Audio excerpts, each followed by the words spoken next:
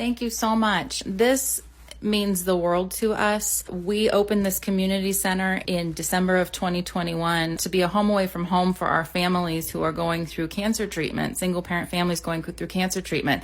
And we had a lot of challenges due to COVID with the construction. So there were areas we didn't get to, and one of them was in this air conditioning unit, and I knew it wasn't going to last the rest of the summer, but I wasn't sure what we were going to do. And yet our families really love coming here, and we want to make sure that they are in a safe and comfortable environment. So thank you so much, Chaz Roberts, for donating this air conditioning unit. It is going to make all of our lives so much better. The air conditioning unit that's being put on will cool our family room, where we have events almost every month for our families where they come in. It's just a place for them to gather, to create positive memories, spend time together as a family, get to know others who are going through the same thing. And so this space now is going to be cool and comfortable and bring a lot of smiles.